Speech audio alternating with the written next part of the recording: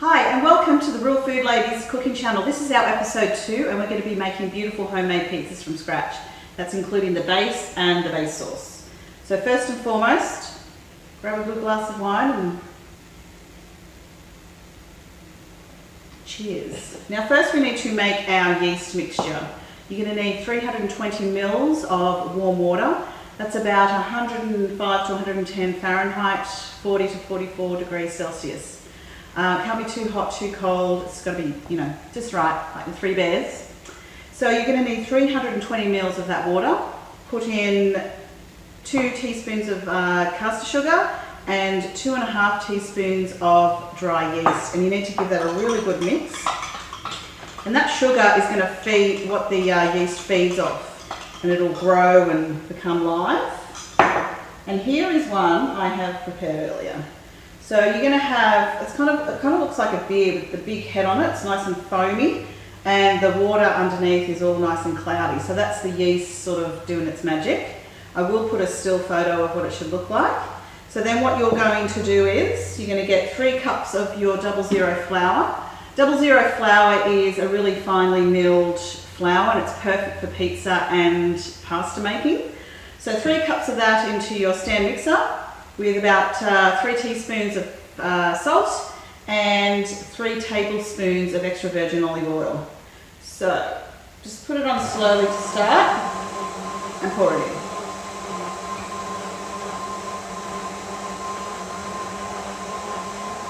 Make sure you get all of that mixture in, all these frothy bits, that's the... And just let that work its magic in there. Just start off slowly, and you might need to push down some of the flour at the side carefully and let that get all mixed. Cheers.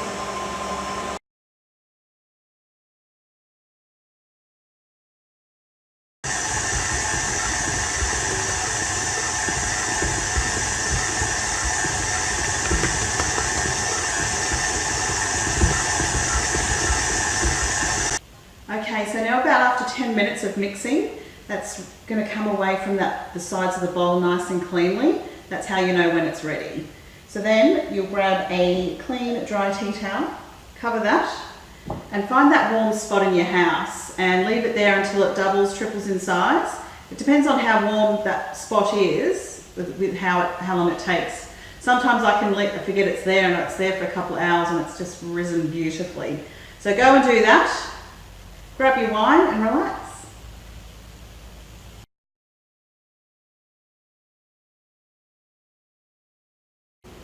Okay, now we've come to the really fun part where we've got to knead the dough after it's risen. So it should be nice and fluffy. What you're going to do is you're going to punch it and get all that air out. And then you're going to start kneading. Now I've got semolina flour here. This is obviously made from semolina. It helps give the base a nice crunchy texture when it comes out of the oven. So you're going to knead that. Now, what I do is, with the base of your hand here, fingers, pull it up, knead it out, and just keep turning it. You're going to need to do that for about 5 minutes. And drink some wine in between. Okay. Yeah, about 5-10 minutes, it depends. You'll know when it's ready when you put your finger in and that bounces straight back. Absolutely beautiful. Okay, so now we've come to the time where we need to roll out the pizza bases. So, again, wine. And again with the semolina on your bench top. And just cut the dough into thirds.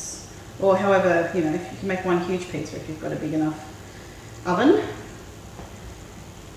Just sort of spread that out a bit. Put a bit of semolina flour on the rolling pin.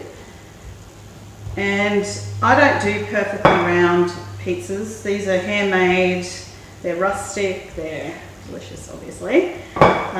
So just sort of turn it, roll. You want to work it out. Like so.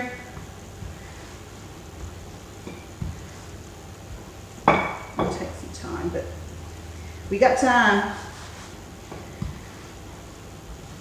Roll that out. Now, if you want it really thin, you could roll it out really largely, or if you like it a bit thicker base, it's totally up to you. So just work it. Work and turn. Okay. And then we're ready almost to go onto the tray. There we go. See, not a perfect circle, but perfect just as it is. So I use these pizza trays. They've got the holes in the bottom. They let the air get in and it gets a lot crispier. What you're going to want to do is get your oven on really hot, so around 230, 240 degrees Celsius, which is about 445, 450 Fahrenheit. If you have a pizza oven, even better, but I don't, so this is what we do. So you put the base on. Now that semolina that you've got on the base is also going to help it not stick. And that's another reason why you need your oven really hot, so it doesn't stick and it gets nice and crunchy. So I don't buy shop bought pizza sauce. I make my own. It's really easy. So what you're going to need is some passata, some tomato passata. Pour a bit on top, just enough. It really does make a difference when you make your own. Don't buy that stuff at the shops. Spread that all the way. Get it all the way to as far to the edge as you can. Okay. So this is pretty much just tomato. It does have no flavour in it. It's got no salt. So you're going to need to add all that. So what I do is I get some dried Italian herbs, and you just want to sprinkle lightly. You can actually make a big batch of this and keep it in the jar in the fridge, but I just do it as I go. I'm not that organised. Okay, and then some granulated garlic. I mean, if you like a lot of garlic, add a lot. Yeah, sprinkle that over.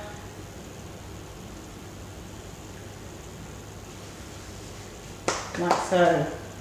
Then we also need some salt. Sprinkle that. Not too much. Depends on what you put on top. If you put a lot of cured meats on, you're not going to need a lot of salt because they're quite salty. And that is the base. Really simple, delicious.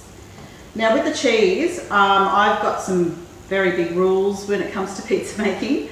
I always grate my own mozzarella. I don't buy the bag stuff. It's just, I don't know why. I think it's better.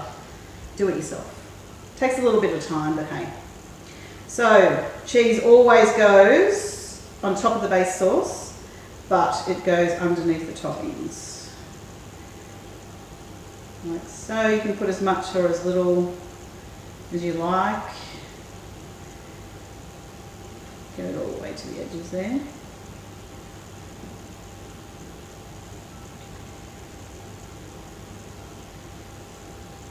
There we go.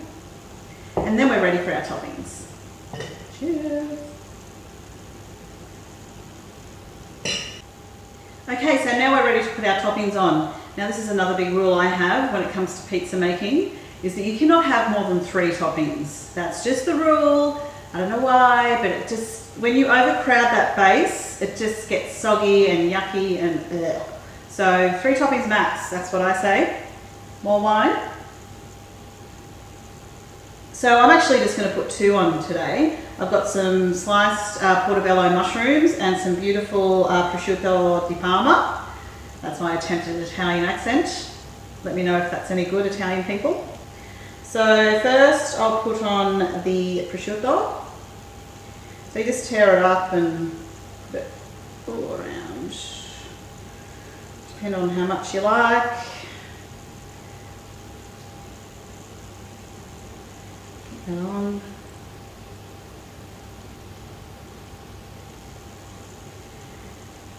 Now, if you could find a really good deli and get this sliced fresh, even better.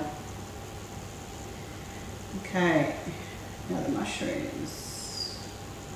I love mushrooms, so I like to go a bit crazy. Come on. Every bite I want a mushroom and a bit of prosciutto.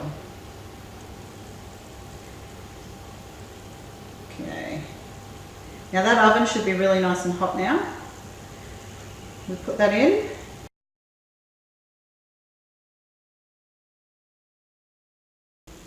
Okay, now we've come to the business part of this episode, and that is the beautiful, yummy pizza. Now when it comes out, you should have that. Can you hear that? Should sound sort of hollow and yeah, just yummy. So grab your, I've got one of these pizza knives, they're really cool. So see, you can hear that crunch.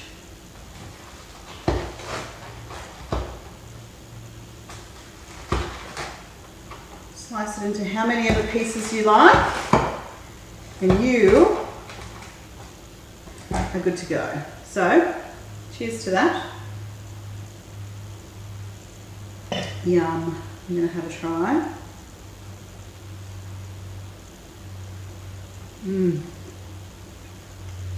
So good. The smell, the taste, well worth it doing it yourself. So make sure you like, share, subscribe, and please comment below what you think about the episode, and we'll see you on episode 3. Cheers!